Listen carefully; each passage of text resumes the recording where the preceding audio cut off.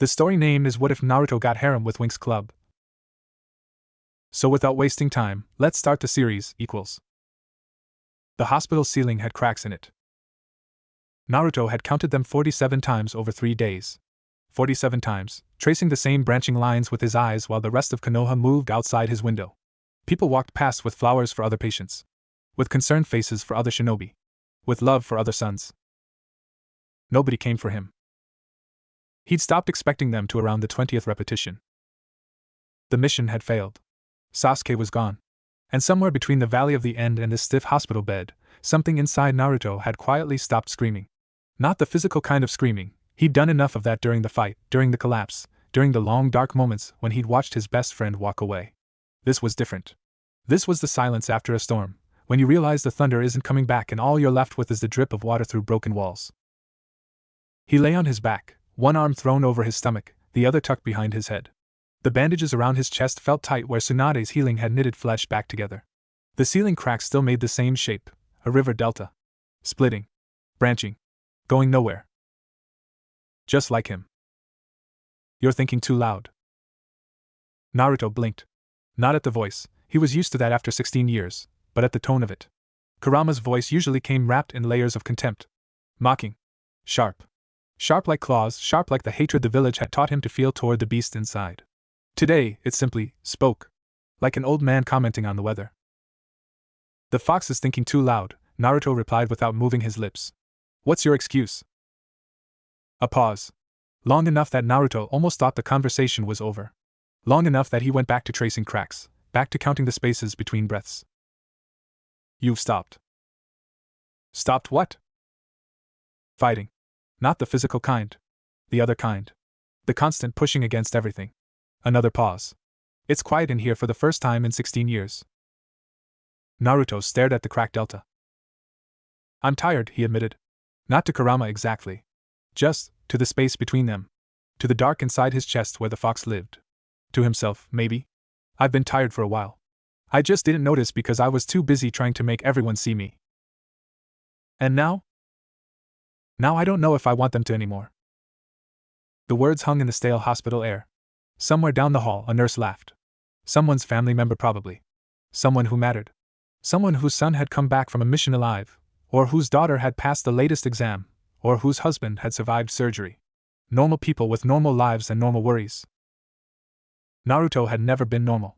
He'd spent his whole life trying to be, and look where it got him. Lying in a bed with no visitors, staring at cracks, while the one person who'd ever really seen him walked away into the arms of a snake and a man.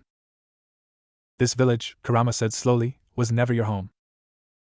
Naruto's jaw tightened. Old reflex. Old defense.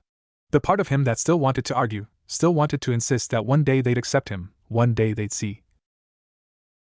But that part was tired too. Then what was it? Naruto asked. If not home? A cage with an open door. You just never looked to see if it was unlocked. The words landed strangely. Not like an attack. Kurama had plenty of those over the years. All the predictable taunts about being alone, being hated, being a monster. This was different. This was observation. Fact. Like telling someone their shoe was untied. Naruto turned his head toward the window. Evening light painted the room orange. The same color as the fox who lived inside him. Funny how he never noticed that before. All those years of hating the color, of associating it with the thing that made him an outcast, and it was just light. Warm. Not evil at all. What are you saying? I'm saying, Kurama replied, and there was something almost gentle in the ancient voice, that I can show you a door. What you do with it is your choice. Naruto sat up slowly. The movement pulled at his stitches. He ignored it. For the first time in 3 days, something other than exhaustion moved through his chest. A door to where? Another world. One untouched by shinobi and villages and all the petty politics that ground children into weapons. A beat. One where you could start again without the weight of a name you never asked for. Why? Naruto asked. Why would you help me leave? Because I'm tired too. It was such a simple answer. Such a human answer from a creature he'd been taught was pure evil. Such a real answer that Naruto felt something crack inside him, not break, but crack, like ice on a river starting to thin. You're not what they said you were, Naruto whispered. Neither are you. They sat with that for a while. Naruto in his hospital bed, Kurama in the dark space behind his heart. The evening light deepened to purple, then to the deep blue of true night. Stars appeared outside the window, familiar stars, the same ones he'd wished on as a lonely child, the same ones that had watched him eat alone at the Ichiraka counter, the same ones that had seen him fail. When? Naruto asked. Now. Or never. The door won't wait forever. Naruto swung his legs off the bed. His feet touched cold floor. His body ached in a dozen places, but it was a familiar ache, the ache of survival, of pushing past limits, of refusing to stay down. He stood. The hospital gown hung loose on his frame. Somewhere in this building was his orange jacket, his pants, his sandals. Somewhere in this village was everything he'd ever known. None of it felt like his. He found his clothes in a locker at the end of the hall. Dressed slowly, carefully, wincing at the pull in his chest. The jacket was torn, stained with Sasuke's blood and his own. He put it on anyway. It was the only thing he'd ever owned that felt like armor. The mirror in the bathroom showed him a stranger. Blue eyes that had seen too much. Whisker marks that would never fade. Blonde hair that stuck up in chaotic spikes no matter how many times he tried to flatten it. A metal plate on his forehead, the Hittite, the symbol of being a Konoha shinobi, the proof that he'd finally been acknowledged. It felt like a lie. He touched it. Felt the cold metal against his fingers. Thought about the day Iruka had given it to him, the first time anyone had ever looked at him with something like pride. You can take it off, Kurama said. You don't have to be what they made you. Naruto's hand dropped. No. I earned this. Even if the village didn't mean it, I earned it. That's mine. Kurama made a sound that might have been approval. Good. Keep what's yours. Leave what isn't. The mirror rippled. Not dramatically. Not with thunder or lightning or any of the dramatic effects Naruto had come to expect from the extraordinary. One moment it was a normal bathroom mirror, reflecting his tired face and the ugly tile behind him. The next, it was water.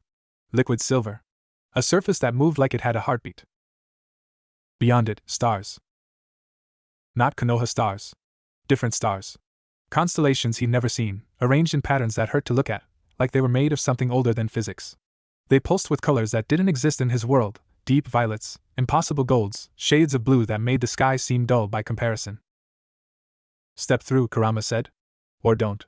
But know that if you stay, nothing changes. You'll keep bleeding for people who'll never love you. You'll keep proving yourself to ghosts. Is that really all you want to be? A weapon waiting to be aimed? Naruto looked back at the bathroom door. Beyond it, the hospital hallway. Beyond that, the village. The Hokage faces on the mountain, carved in stone, watching over a place that had never once watched over him. The memorial stone with its endless list of names, names of heroes, names of martyrs, names of people who died for something. His name would never be on that stone. He'd known that since he was old enough to read. Iruka was somewhere out there. Probably asleep. Probably not thinking about him at all. The old man, the third, was dead. Tsunade was running the village now, and she'd been kind enough in her gruff way, but kindness wasn't the same as love. Sakura was recovering from her own injuries, from the weight of Sasuke's departure. Kakashi was, who knew where Kakashi was? Grieving, probably. Blaming himself. None of them would come. None of them ever came. What if I fail out there too? Then you fail. But you fail as yourself, not as someone's monster. Naruto touched the mirror. His fingers sank into cool liquid light. It felt like nothing he'd ever felt, not hot, not cold, not wet, not dry. Just other. Just possibility. He stepped forward. The village of Konoha disappeared behind him like a dream he was finally waking from. He woke in a field of purple grass. Purple. Actual purple. Not the kind of purple that happened at sunset when light played tricks on your eyes. Real, solid, undeniable purple, stretching in all directions like someone had dyed the earth. It bent in waves under a wind that smelled like honey and lightning. Sweet and sharp at the same time, a combination that made his nose tingle and his stomach growl despite everything. Above him, 3 moons hung in a lavender sky, one large, one medium, one small, all in a neat diagonal line like someone had arranged them deliberately. They were different colors too.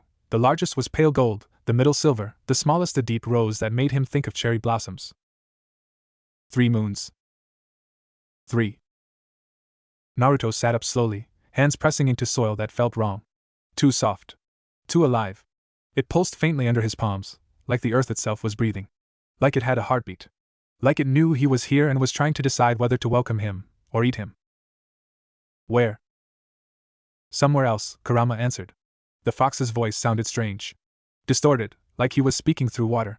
Like he was at the bottom of a well and Naruto was at the top, straining to hear. The magic here is dense. Magic. Right. Naruto climbed to his feet, wincing at the pull in his chest. His hospital bandages had vanished somewhere in transit, replaced by the same orange jacket and black pants he'd worn to the valley. The hitai was still tied around his forehead, though it felt heavier now. Colder. Like it was made of something other than metal. He tried to reach for his chakra. Nothing.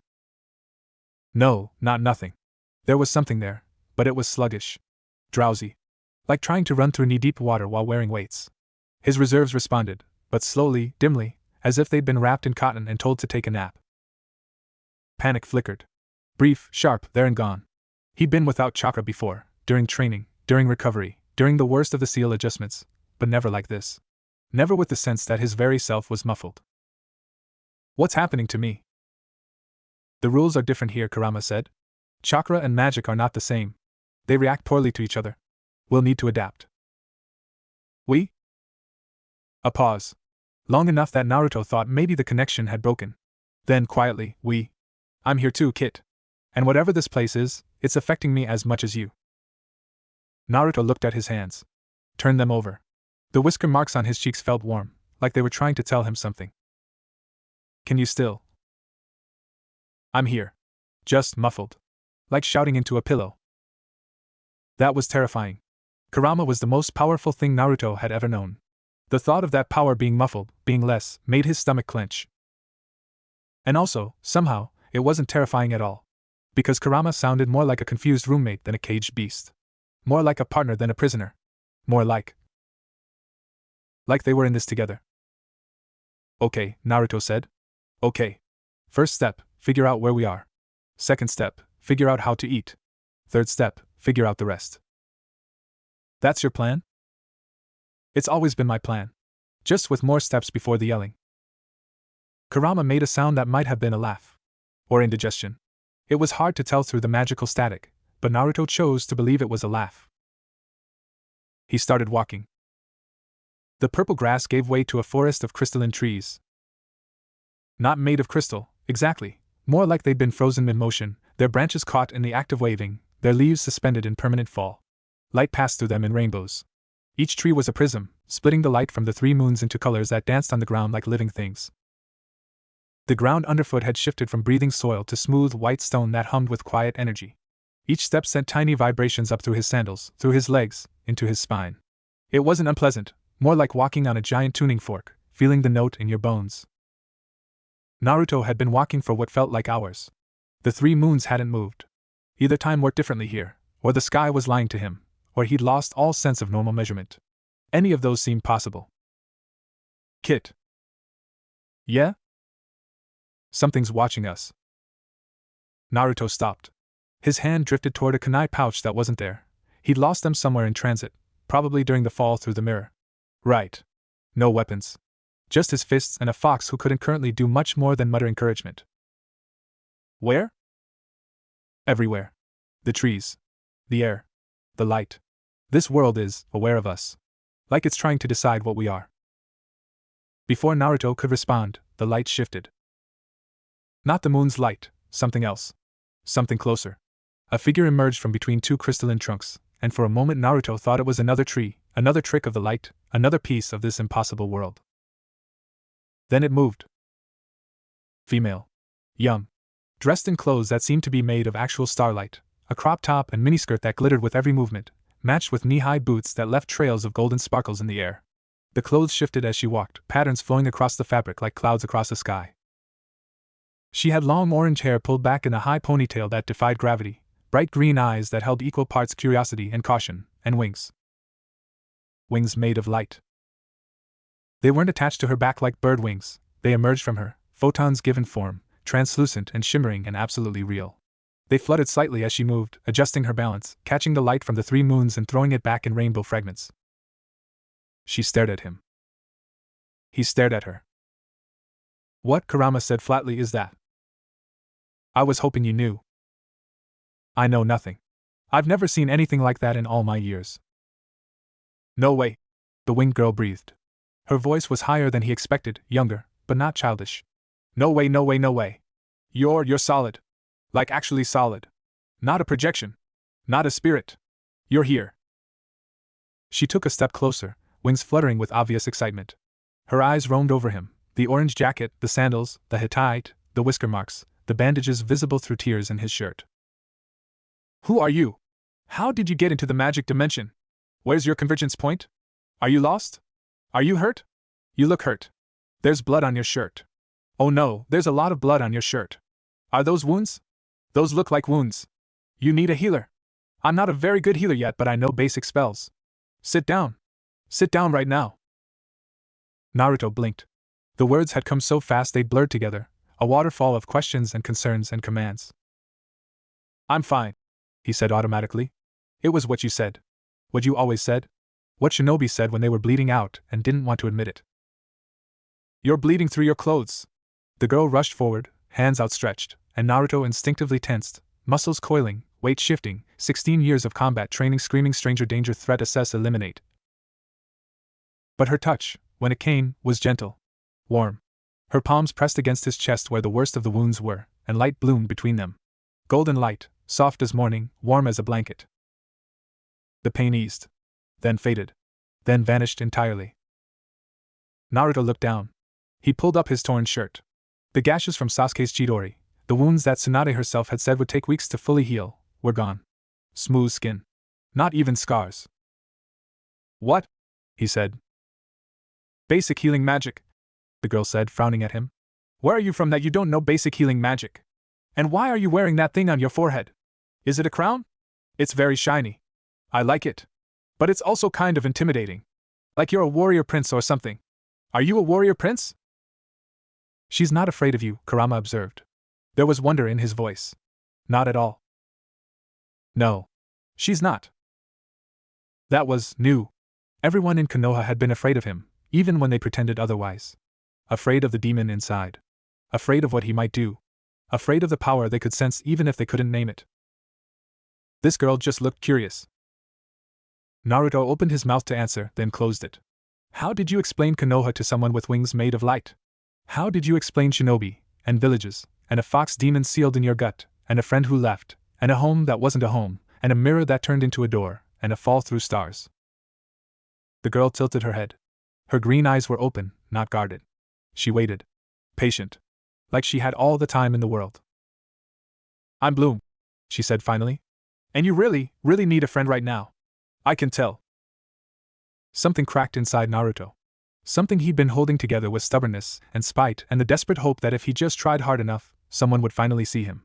Something that had been cracking since the Valley of the End, since Sasuke's back disappearing into the trees, since the moment he'd realized that all his effort, all his pain, all his wanting hadn't been enough.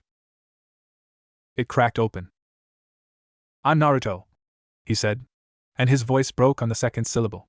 I don't know where I am. Bloom smiled. It was the kind of smile that didn't ask for anything in return.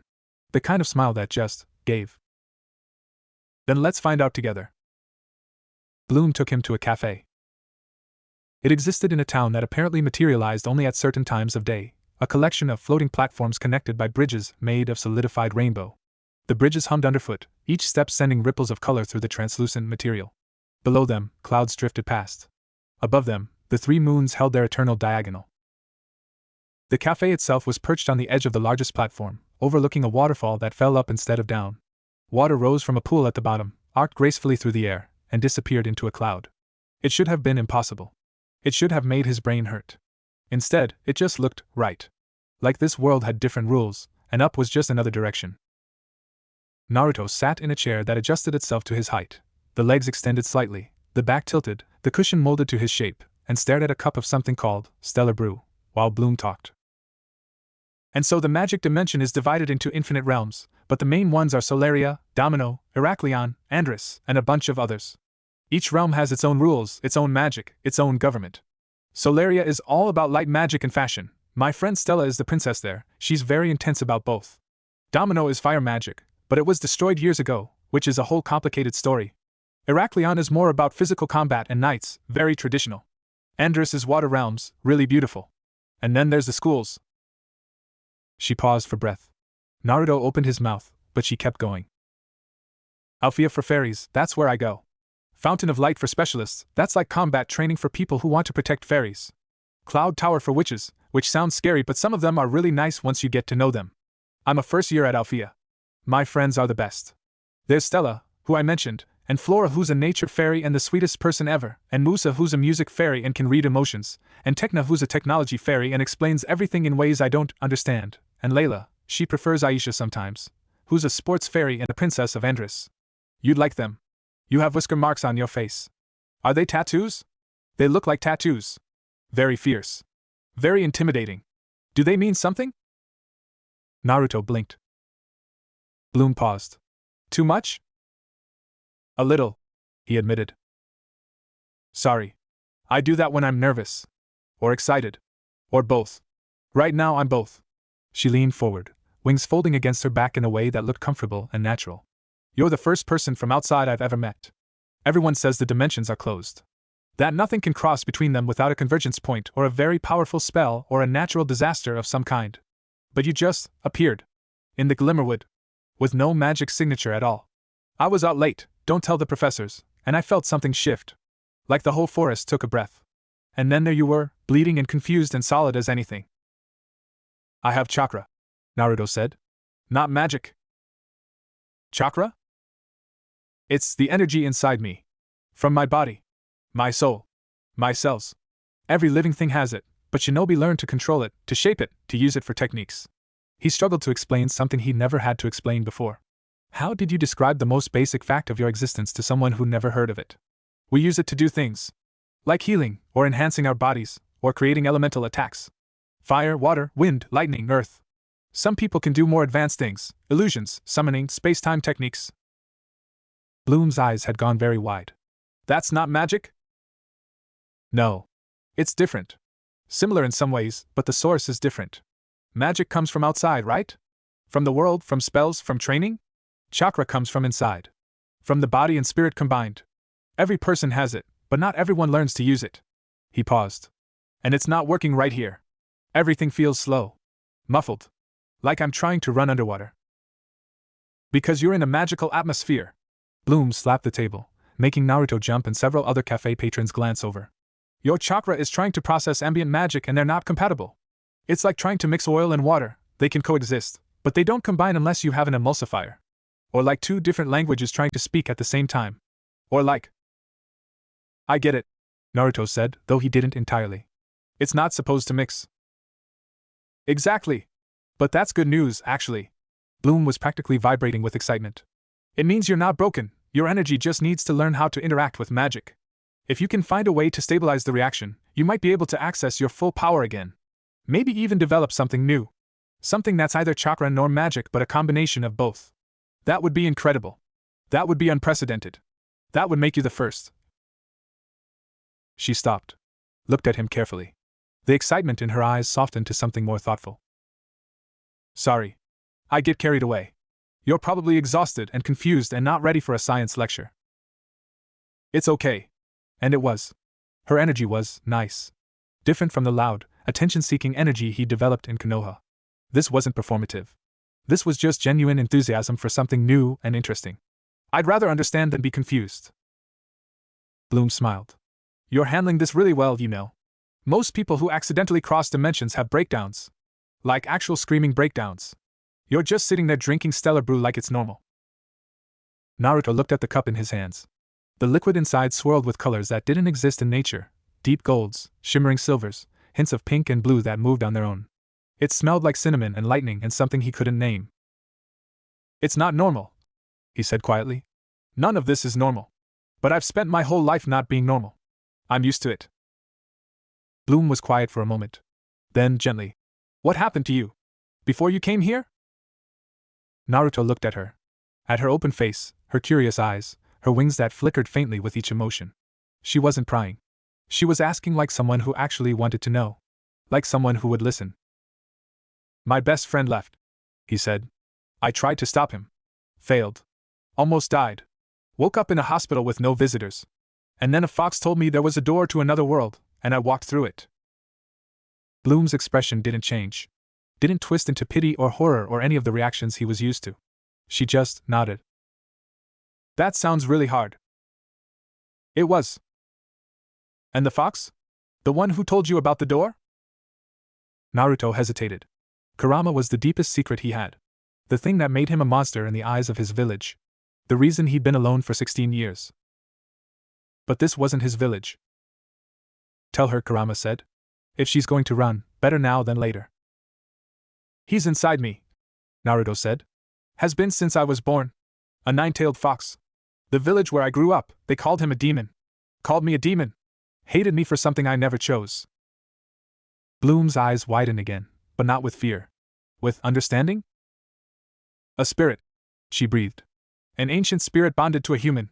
That's incredibly rare. Incredibly powerful. The last known case was thousands of years ago, during the first dimensional convergence. They called them guardians of the border. Beings who existed between worlds, between states of being, watching the places where things changed. She leaned forward. Can I sense him? Would he let me? I've only read about border guardians in historical texts. I never thought I'd meet one. Naruto blinked. You're not scared? Of an ancient border guardian spirit? No. I'm fascinated. This is the most exciting thing that's ever happened to me. She paused. Should I be scared? I like her, Kurama said. There was something in his voice Naruto had never heard before. Something warm.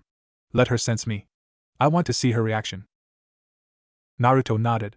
He says you can try. Bloom closed her eyes. Her wings fluttered gently, and Naruto felt something brush against him, not physically, but energetically. A soft probe, curious and gentle, asking permission rather than demanding. And then Kurama answered. It wasn't the full force of his presence. Naruto felt him holding back, controlling the output, but it was enough. Enough for Bloom to feel the ancient weight of him, the centuries of existence, the power that had once flattened mountains. Enough for her to understand what lived inside this tired boy. Bloom's eyes opened. They were wet. He's beautiful, she whispered. He's so old and so tired and so beautiful. He's been alone for so long. They both have. Naruto felt something catch in his throat. She sees, Kurama said, and his voice was thick. She actually sees? Yeah, Naruto managed. She does. Alfea was a castle made of light and stone. It rose from the center of a floating island, its spires reaching toward the three moons, its walls shifting color with the time of day, rose gold at dawn, pearl white at noon, deep violet at dusk. Gardens surrounded it, filled with flowers that sang and bushes that whispered and trees that dropped fruit which tasted like memories. Paths wound between them, paved with stones that glowed faintly underfoot, leading to courtyards and fountains and training grounds that hummed with magical energy. Naruto stood at the main gate, acutely aware of how out of place he looked. His orange jacket, torn and stained. His black pants, scuffed from the fight and the fall. His sandals, practical and plain. The Hittite on his forehead, marking him as something that no longer existed. He was a splash of dull color in a world of brilliance, a rough stone among polished gems. You're staring again, Kurama observed. It's a lot. It is. But you've handled a lot before. Bloom stood beside him, a reassuring presence. She'd flown them here, literally flown, picking him up like he weighed nothing, carrying him through clouds that tickled and past floating islands that made his stomach drop. The flight had taken hours, but she hadn't complained once. Relax, she murmured now. Headmistress Faragonda is scary, but she's fair. Just be honest. When am I not honest? You lie to yourself constantly? Naruto had no response to that. They walked through gates that recognized Bloom with a soft chime and examined Naruto with pulses of light that made his skin prickle. The courtyard beyond was filled with students, girls and boys both, though mostly girls, all with wings or floating or surrounded by shimmering auras. Some had elemental effects trailing behind them, sparks of fire, drifting petals, swirls of water. Others seemed to bend light around themselves, making their edges soft and dreamlike. They stared at him. Of course they stared at him. He was the only person here without magic flickering around his edges. The only one who walked instead of floated. The only one with whisker marks and a metal plate on his forehead, and clothes that looked like they'd been through a war. You're used to stares, Kurama said. Doesn't mean I like them. No. But you survived them. Whispers followed him through the courtyard. He caught fragments. Who's that? Is he a specialist? Why doesn't he have wings? Look at his face, are those scars? Bloom brought him, Bloom knows something. But none of it had the edge he was used to. No hatred. No fear. Just curiosity. Curiosity he could handle. Bloom led him through winding corridors, past classrooms where spells hung in the air like physical objects, past windows that showed different views depending on who looked through them, past students who nodded at Bloom and glanced at him and moved on. The castle itself seemed alive, walls breathed faintly, floors adjusted to their footsteps, portraits whispered as they passed. Finally, they stopped before a door made of polished wood that seemed to breathe. The grain shifted as he watched, patterns forming and dissolving like clouds. Headmistress Faragonda's office. The door opened before Bloom could knock. "Come in, Miss Peters. And bring your interesting friend." Headmistress Faragonda was small, silver-haired, and ancient in a way that had nothing to do with age. Her eyes held centuries. Her smile held secrets. She sat behind a desk that wasn't quite solid. It flickered between wood and crystal and something that looked like frozen starlight, and gestured for them to take seats that appeared beneath them at her thought. Bloom sat gracefully, wings folding. Naruto landed awkwardly, limbs too long, too heavy, too solid in this place of light. "So," Faragonda said, folding her hands. "A boy from another dimension, carrying an ancient power, who arrived through means unknown and seeks refuge in our world." She tilted her head, studying him. "Am I close?" "Scarily close," Naruto admitted. "I've been headmistress for a very long time, young man. I've seen many things cross between dimensions. Most of them were dangerous." Her eyes sharpened, and for a moment Naruto felt the full weight of her attention, like being examined by something that saw through all his defenses, all his masks, all the things he'd built to protect himself. "Are you dangerous?" Naruto thought about it. Really thought about it. Not the automatic answer, "No, of course not, I'm a good person, I'd never hurt anyone," but the real answer. The honest answer. "Yes," he said. "But not the way you mean." Faragonda raised an eyebrow. "Waiting." "I was raised to be a weapon," Naruto continued. "By a village that hated me, to fight wars I never wanted, for people who'd never love me. I left because I was tired of being a tool. I don't want to hurt anyone here. I just want to find out who I am when I'm not being pointed at something." The silence stretched. Bloom held her breath. "Well said, Kit." Faragonda's expression softened almost imperceptibly. "And the power inside you? The one I can sense even now, pressing against my wards like a curious wolf at a door?" "She can sense me?" "Apparently. She's stronger than she looks." "That's Kurama," Naruto said. "He's not a weapon either. He's just been treated like one. Same as me." Another pause. Faragonda's eyes seemed to look through him, past him, into the space where Kurama lived. Whatever she saw there made her expression shift, surprise, then understanding, then something almost like respect. "A border guardian," she murmured. "I thought they were all gone. Lost to the dimensional collapses millennia ago." Her eyes focused on Naruto again. "He's not fully awakened. The seal on him, the one from your world, it's kept him dormant. But here, in the magic dimension, he's starting to remember what he was." Naruto felt Kurama stir. Felt the ancient confusion, the reaching for memories that were almost there but not quite. "She's right. I remember things. Not clearly. But they're there." "What happens when he remembers everything?" Naruto asked. Faragonda considered the question carefully. "That depends on both of you. A border guardian's power is tied to their purpose. If Kurama remembers only being a weapon, only being sealed and used and feared, then his awakening could be problematic. But if he remembers what he was meant to be, a protector of boundaries, a guide between worlds, then his power could become something beautiful." She leaned forward. "His development is linked to yours. As you grow, so will he. As you heal, so will he. As you find your place in this world, he will find his." Naruto looked down at his hands. The hands that had hurt people. The hands that had saved people. The hands that had reached for Sasuke and come back empty. "How do I start?" "You've already started. You left a world that hurt you. You trusted someone new. You were honest about what you are." Faragonda smiled, a real smile, warm and old and slightly sad. "The rest is just living. Learning. Letting yourself belong." She stood, and they stood with her. "Very well, Naruto Uzumaki. We will try this your way. You'll enroll as a special student, non-fairy track, with customized studies in dimensional integration and magical theory. You'll attend classes, follow rules, and prove that you're more than the weapon you were made to be." She moved to the window, looking out at the grounds below. "But know this, if the power inside you becomes a threat to my students, I will seal you both in a dimension from which there is no return. Do you understand?" Naruto met her eyes. I understand. And I'll prove you don't have to. Faragonda nodded slowly. I believe you'll try. That's enough for now. The first month was survival. Naruto learned that magic wasn't chakra, could never be chakra, but that chakra could learn to interact with magic without fighting it. The trick was surrender. Letting the ambient energy flow through him instead of trying to control it. His assigned room was a small tower space with windows on 3 sides, overlooking gardens that glowed in the dark. A bed that adjusted to his sleeping position. A desk that provided whatever writing materials he needed. A closet that slowly filled with clothes that Bloom and her friends kept adding. Practical things, not the starry outfits they wore, but nicer than his torn jacket. He spent his first week mostly sleeping. His body, pushed past its limits in the valley, finally allowed to rest, took full advantage. He woke only to eat, meals brought by Bloom or one of the others, always warm, always enough, and to stumble to the bathroom and back. By the second week, he could stay awake for full days. He started exploring the castle, learning its layout, its rhythms, its secrets. The walls really did breathe. The portraits really did whisper. The stairs really did move when you weren't looking, but always put you where you needed to be eventually. By the third week, he'd met all of Bloom's friends properly.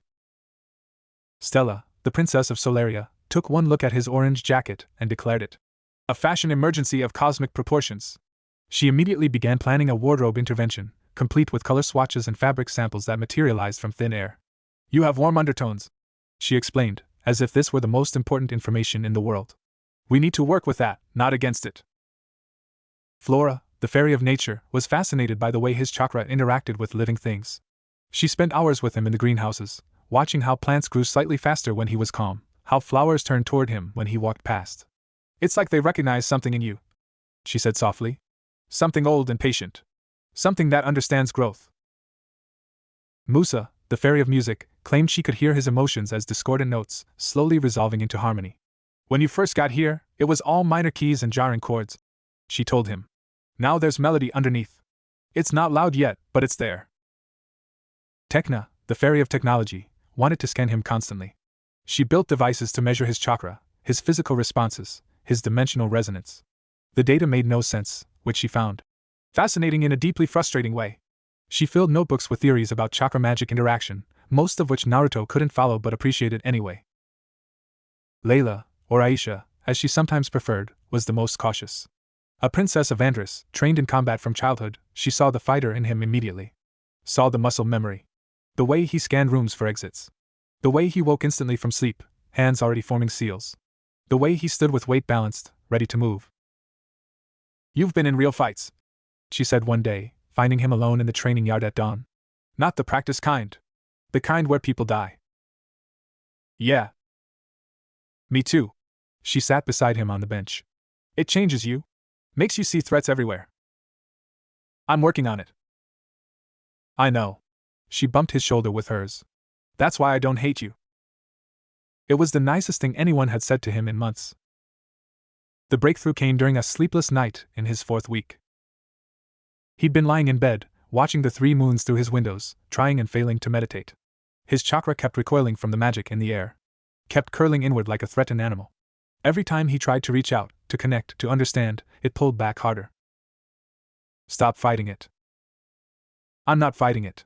I'm trying to. Trying to force it. Same thing. Let go. Let go of what? The need to control. The need to be strong.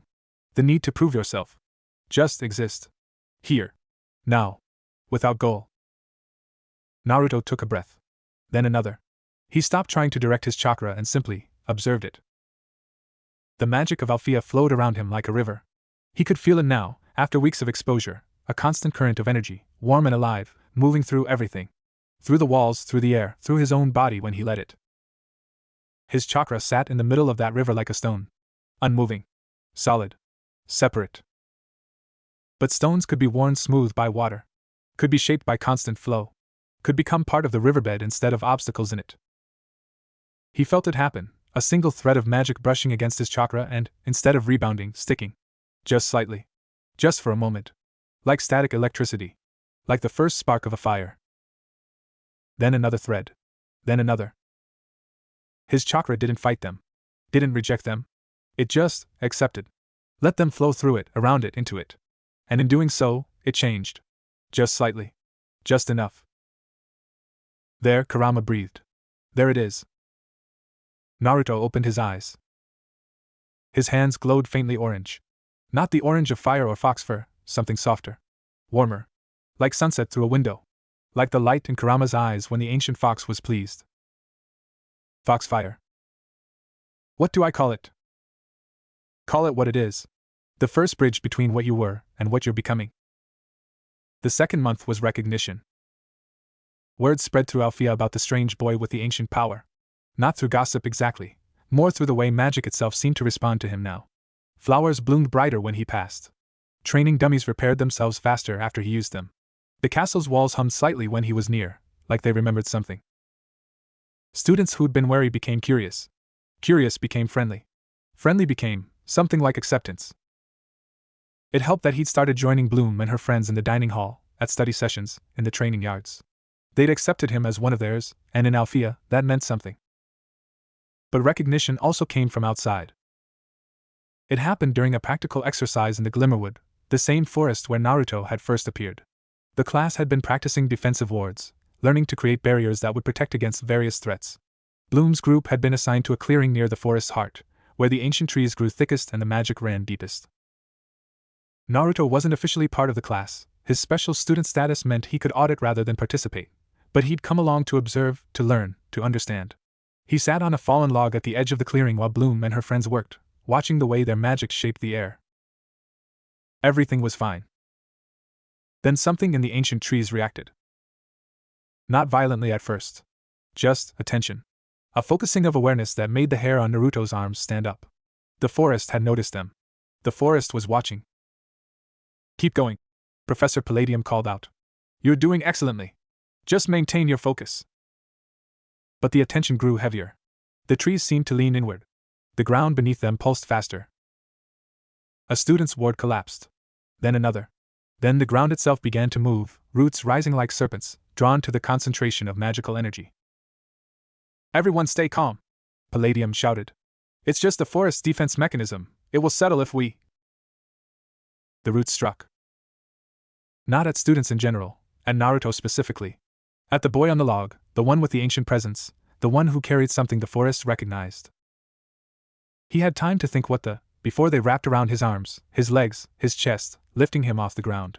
They were strong, stronger than anything he'd fought before, and they squeezed with the patience of something that had all the time in the world. And then he felt it, something ancient waking beneath him. Something that had been sleeping since before fairies existed. Something that recognized what lived inside him. Kurama. I feel it. It's like me. Old. Primal. Before magic had rules. Before dimensions had borders. When all was one. The forest pulsed. The roots tightened. And Naruto's chakra, which had been slowly integrating with magic for 2 months, exploded outward. Not violently. Not destructively. But completely. Foxfire blazed from his skin, actual flames, orange and gold and deep crimson, but they didn't burn. They illuminated. They showed the forest what he was, not a threat, not prey, but something equally ancient. Something that had also been sleeping. Something that was finally waking up. Behind him, Kurama manifested. Not partially this time. Not as a ghost or a whisper. Fully. A massive fox of light and shadow, 9 tails sweeping through the air, eyes burning with recognition. He towered over the clearing, over the trees, over everything, and yet he wasn't threatening. He was greeting. The ancient presence in the forest stirred. A face formed in the bark of the largest tree, old, patient, wise. It looked at Kurama. Kurama looked back. Brother, the forest seemed to say. Not in words, but in feeling. You returned. I remember, Kurama answered. I remember now. The roots loosened. The forest sighed. And Naruto dropped to the ground, gasping, surrounded by students who stared with wide eyes and open mouths.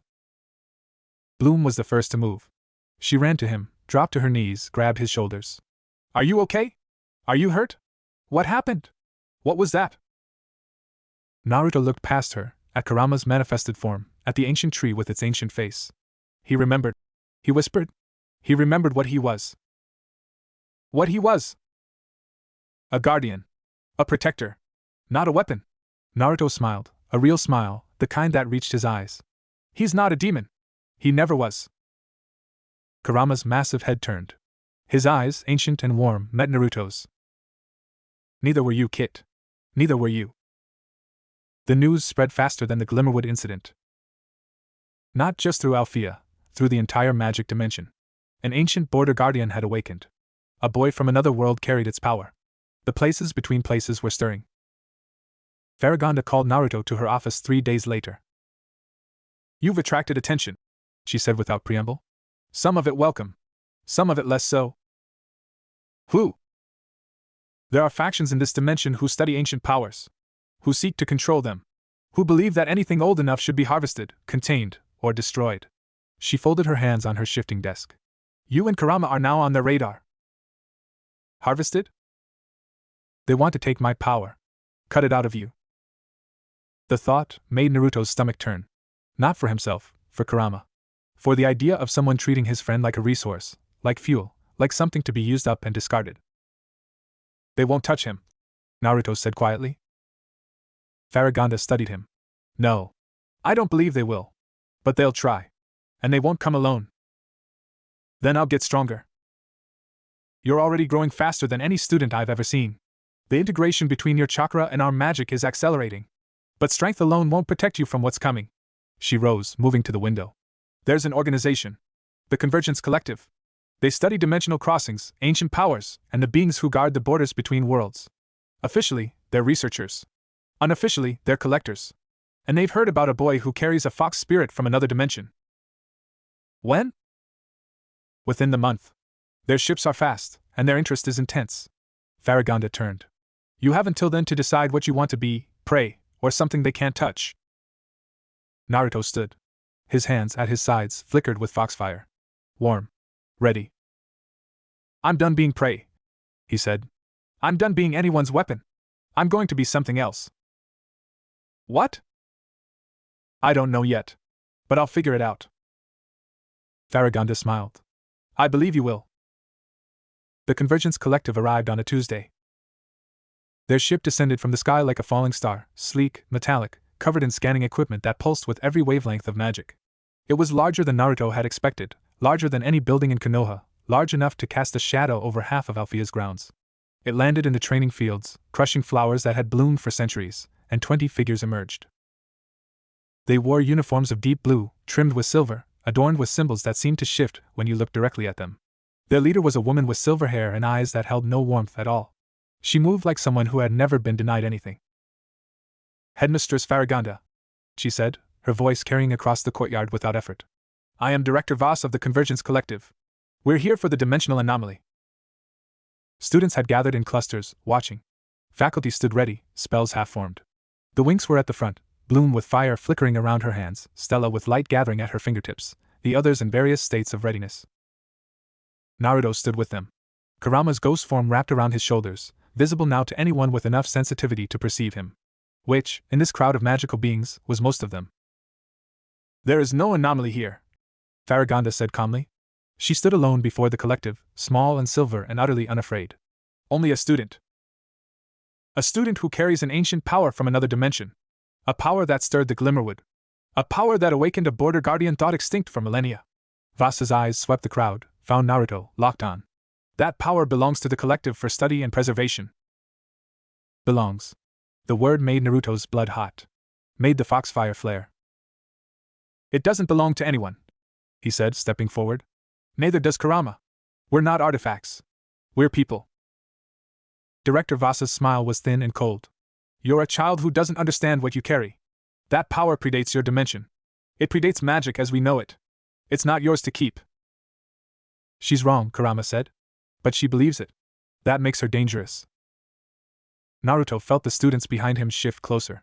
Felt their magic rising in support. Felt Bloom's hand brush his, not grabbing, not holding him back, just there. Present. You want my power? Naruto asked. Come take it.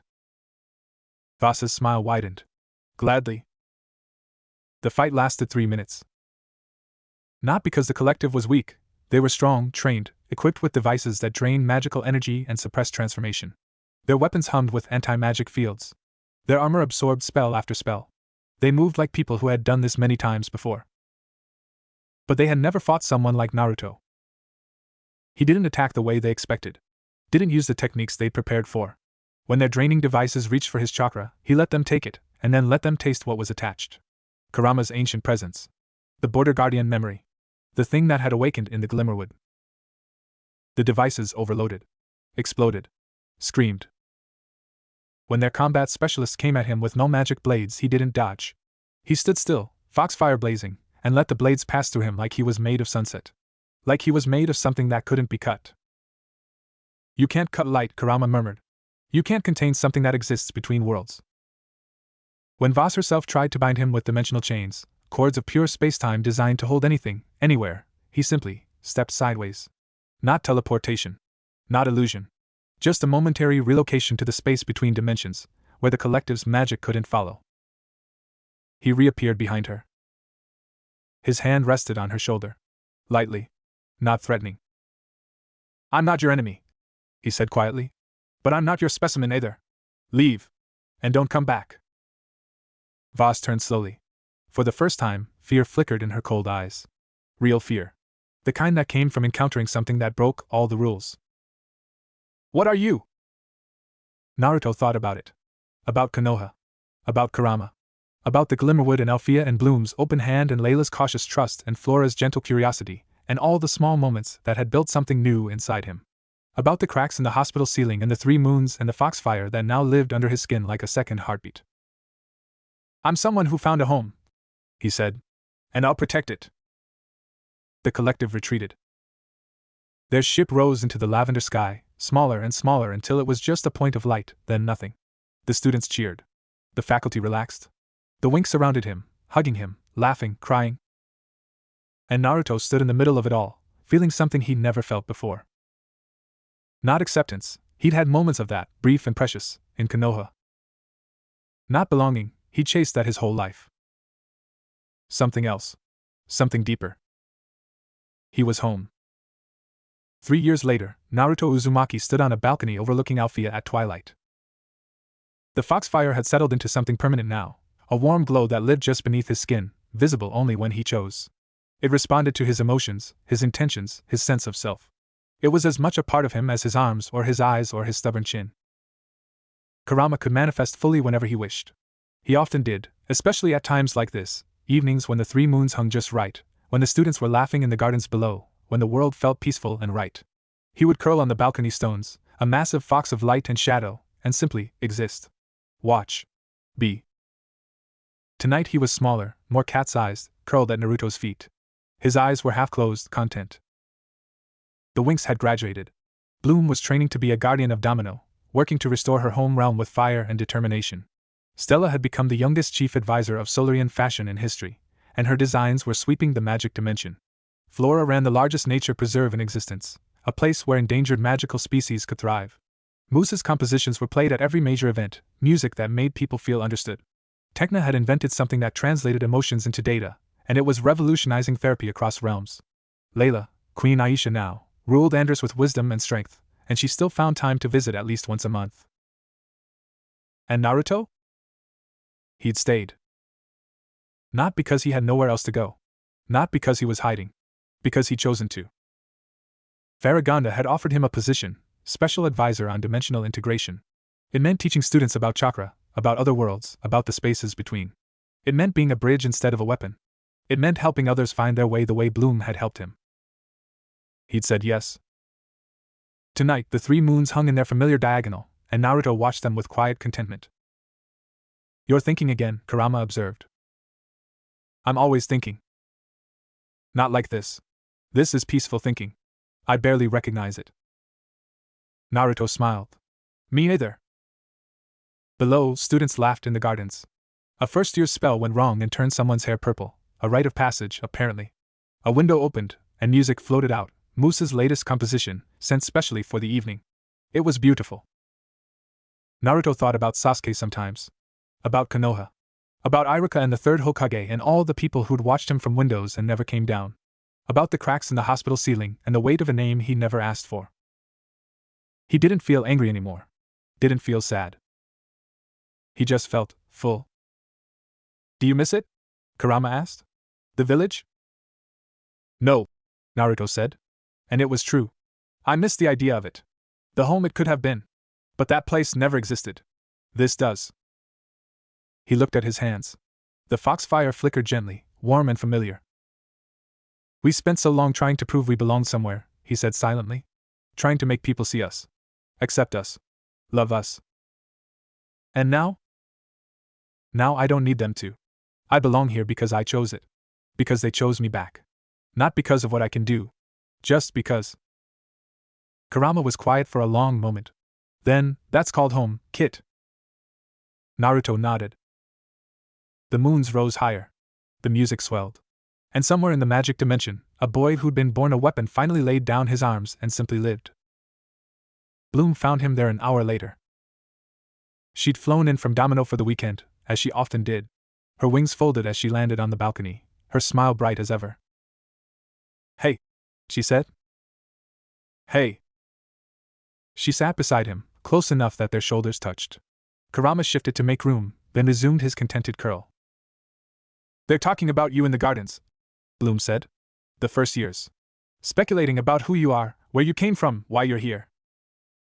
What do they say? All kinds of things. That you're a warrior from another dimension. That you're a guardian spirit in human form. That you're secretly a prince. She laughed softly. One of them thinks you're a fairy who hasn't discovered your wings yet. Naruto snorted. That's a new one. Do you ever tell them? The real story? Sometimes. When they ask? When they're ready to hear it. He paused. Most of them aren't ready. They're too young. Too sheltered. They don't know what it's like to be hated for existing. Bloom was quiet for a moment.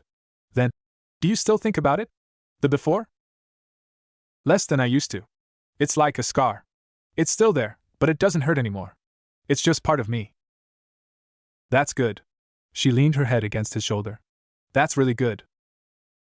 They sat in comfortable silence, watching the moons, listening to the distant laughter of students who would never know what it was like to eat alone for 16 years. Naruto didn't begrudge them their innocence. He was glad for it. You've changed, Kurama said. Not a question. So have you. I have. I didn't think I could. Naruto reached down, let his hand rest on Kurama's warm fur. The fox leaned into the touch. We're not what they made us, Naruto said. We never were. No. We're what we chose to become. Below, the purple-haired first year, the one whose spell had gone wrong, ran through the gardens, laughing, chasing friends who laughed with her. A normal moment. A small joy. The kind of thing Naruto had once only dreamed of. Now he lived surrounded by them. I should go, Bloom said reluctantly. Early training tomorrow. Faragonda's running drills. Go. I'll be here. She stood, stretched her wings, leaned down to kiss his cheek. It was casual, familiar, comfortable, the kind of affection that came from years of friendship, from trust built slowly and carefully. See you at breakfast? Wouldn't miss it. She flew off into the lavender sky, a streak of orange and gold against the stars. Naruto watched until she disappeared. She loves you, Kurama said. I know. And you love her. I know that too. But you're not. Not yet. Maybe not ever. Or maybe someday. Naruto shrugged. We're both still figuring out who we are. There's time. There is. Kurama stretched, yawned, resettled. There's all the time in the world. Naruto looked out at the gardens one last time. At the castle behind him, warm and alive. At the three moons that had become as familiar as his own reflection. At the world that had taken him and when his own had cast him out. He thought about the boy who'd lain in a hospital bed, counting ceiling cracks, convinced he'd never belong anywhere. He thought about the fox who'd been called a demon for millennia, convinced he was nothing but destruction. They'd been wrong. About themselves. About each other. About what was possible. Naruto smiled. Hey, Kurama? Yes, Kit? Thanks for showing me the door. A long pause. Then, softly, thank you for walking through it. The moon shone on. The music played on. The students laughed on. And Naruto Uzumaki, who had spent his whole life searching for a place to belong, finally stopped searching. Because he'd found it. The dreams started 3 weeks after the collective's retreat. Not nightmares, exactly, Naruto knew nightmares. Had grown up with them, the endless replays of lonely days and mocking faces, the Sasuke-shaped hole in his chest, the weight of failure pressing down until he woke gasping. These were different. These were old. He stood in places that had never existed. Forests of crystal that sang in languages older than words. Oceans of light where waves broke against shores of pure possibility. Mountains that reached into skies with 2 suns, 3 suns, no suns at all, just endless starfields that watched like eyes. And through all of it, a presence. Not Kurama. Something else. Something that felt like Kurama before the ceiling, before the hatred, before the centuries of being called demon. Something that remembered when fox spirits walked between worlds as easily as breathing. Who are you? Naruto asked, in the way of dreams, without voice, without words, just the shape of the question. The presence didn't answer. But it showed him. A fox the size of a mountain, curled around the trunk of a tree that held up the sky. A fox made of stars, whose tails swept through dimensions like a broom through dust. A fox who guarded the places where things changed, where children became adults, where love became loss, where life became death and death became something else entirely. The border, a voice whispered. We guarded the border. Then the dream would shift, and he'd be somewhere else. A village burning. A ceiling jutsu. A baby crying in the dark while old men made decisions that would shape centuries. That's not who we were, the voice said, harder now. That's what they made us. Naruto woke each morning with the taste of ash in his mouth and the feeling that he'd forgotten something important. You're not sleeping well, Flora observed. They sat in the greenhouse, surrounded by plants that hummed with quiet life. Naruto had taken to spending mornings here. The green was calming, the plants didn't judge, and Flora's presence was gentle in a way that asked nothing from him. I'm sleeping, he said. Just dreaming. Bad dreams? Not bad. Just old. He struggled to explain. Like memories that aren't mine. Flora's eyes softened with understanding. She had that way about her, the ability to hear what wasn't being said. Kurama's memories? Maybe. But different. Like they're from before him. From before he was him. The Border Guardian memories. Flora set down her watering can, gave him her full attention. Tekna's been researching since the Glimmerwood incident. She found references to the old Guardians in databases that haven't been accessed in centuries. They weren't just protectors of dimensional borders, they were witnesses.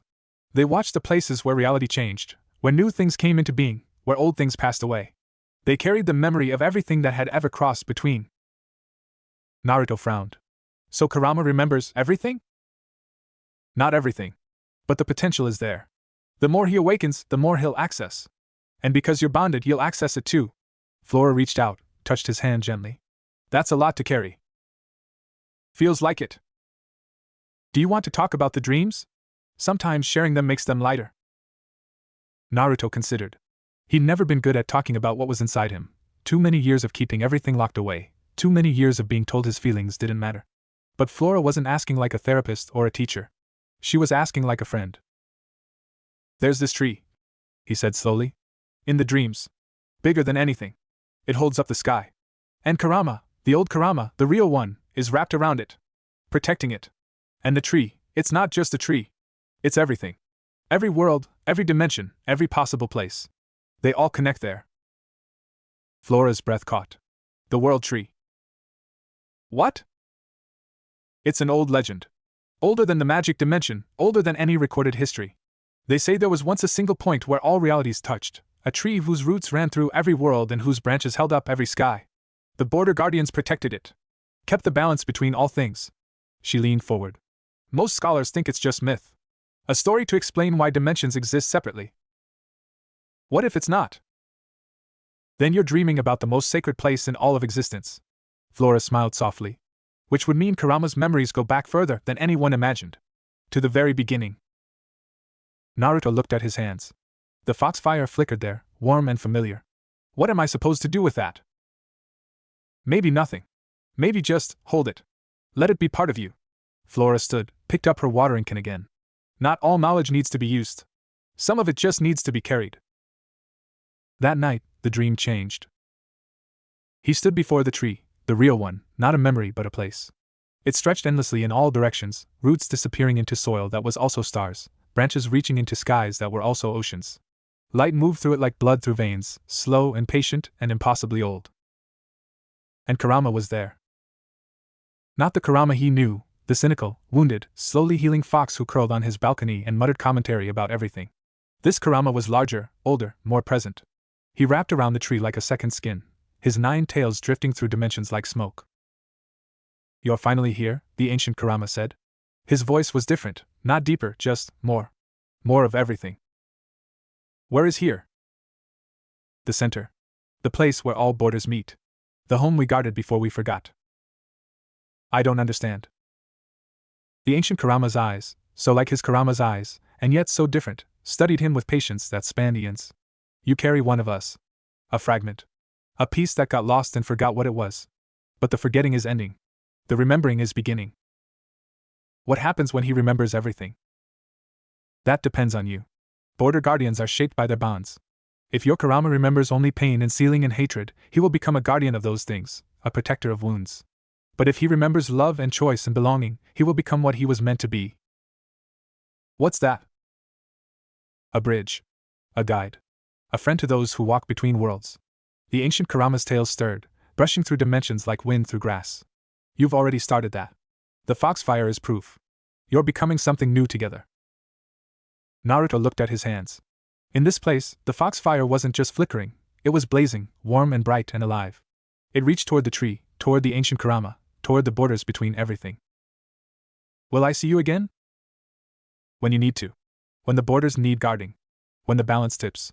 The ancient Kurama's eyes closed, slow and peaceful. "Go now. Your Kurama is waiting. He's worried about you." Naruto woke to find Kurama's massive form curled around his tower room, 9 tails forming a protective barrier against the walls. The fox's eyes were open, watching him with an expression Naruto had never seen before. "You went somewhere," Kurama said. It wasn't a question. "I met you. The old you. The real you."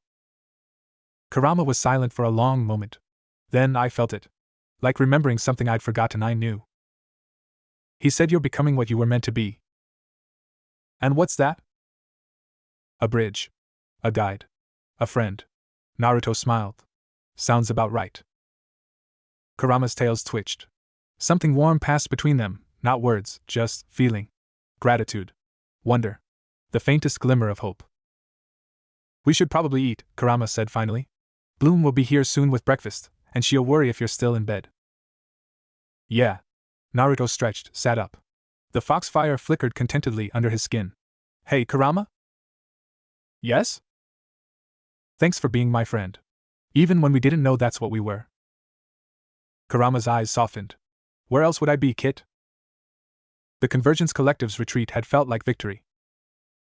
It wasn't. 3 months after the confrontation, reports began filtering through the magic dimension. Ancient sites were being disturbed. Border points, places where dimensional walls thinned, were showing signs of forced entry. Magical creatures that had lived peacefully for millennia were disappearing. And at the center of it all, the collective. "They're not just researchers," Tecna explained during an emergency meeting in Faragonda's office. The Winx were there, along with Naruto and several faculty members. Holographic displays floated around Tecna, showing data streams and dimensional maps. "The retreat from Alfea was strategic, not permanent.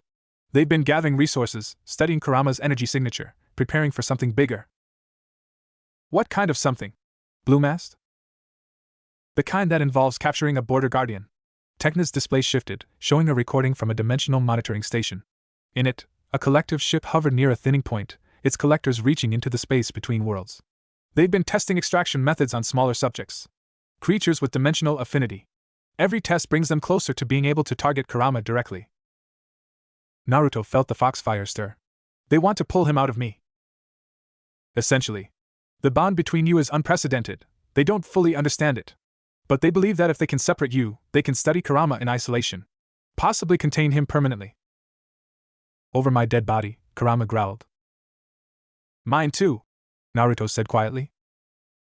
Faragonda raised a hand, silencing the room.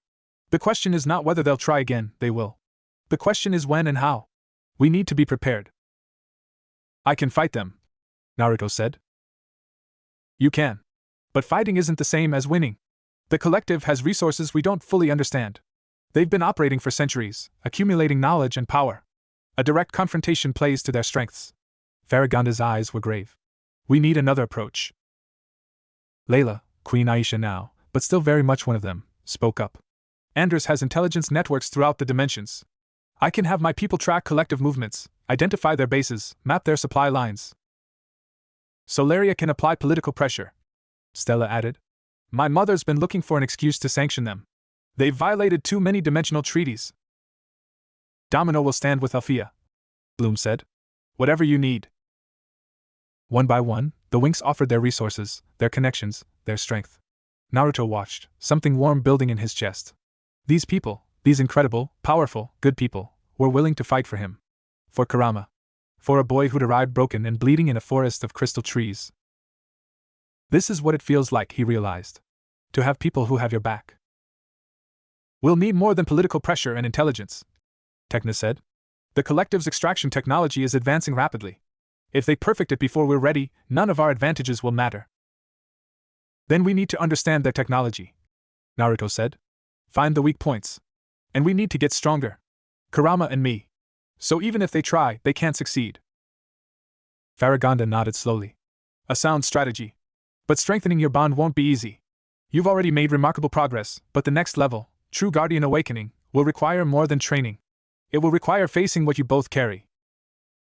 What do you mean? The pain. The isolation. The years of being treated as monsters. Faragonda's voice was gentle but unflinching. You've both started healing, but healing isn't the same as integration. To become guardians, true guardians, you need to make peace with everything you were. Not just the good parts. All of it. Naruto thought about the hospital ceiling. The cracks like river deltas. The years of eating alone, of being avoided, of wondering why he wasn't enough. Kurama thought about centuries of sealing, of being called demon, of watching his power used for destruction. They had a lot to make peace with. We'll do it, Naruto said. Whatever it takes. Agreed, Kurama echoed. We're done running. The training began the next day. Not physical training. Naruto's body was strong, his combat skills sharp, his chakra magic integration steadily improving. This was different. This was the kind of training that happened in the spaces between thoughts, in the moments when you weren't trying to be anything except present. Flora guided him through meditation techniques that opened old wounds. Musa helped him give voice to feelings he'd buried for years. Even Tekna contributed, creating a device that could externalize memories, not to relive them, but to see them from outside, to understand them differently. And through it all, Kurama was there. Not separate. Not watching from inside. With him, in ways that transcended physical presence. They sat together in the garden at dawn, in the greenhouse at noon, on the balcony at midnight. They talked about everything and nothing. They learned each other's silences. I hated you for so long, Naruto admitted one evening. The words came out raw, honest in a way he'd never been honest before. I blamed you for everything. For being alone. For being hated. For not having a family. I know, Kurama replied. I hated you too. For being my cage. For being the reason I couldn't move, couldn't act, couldn't be free. When did it stop? I don't know. Gradually. In pieces. When you stopped trying to prove yourself and started just being. When you chose to leave instead of staying and fighting. When you trusted Bloom without hesitation. A pause.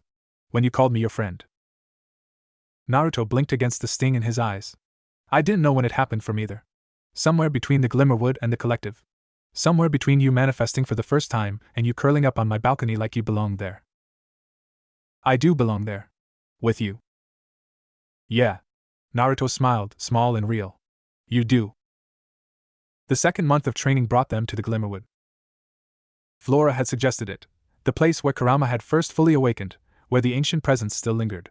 The forest welcomed them now, no longer wary, no longer testing. The trees bent slightly as they passed, like old friends acknowledging each other. They found the clearing where it had happened. The ancient tree with its ancient face was still there, patient and waiting. You've grown, the tree observed. Its voice was whined through leaves, roots shifting in soil, centuries of patience given sound. We're trying, Naruto said. Trying is enough. Trying is everything. The tree's face shifted, ancient eyes focusing on something beyond them. The ones who hunt you are moving.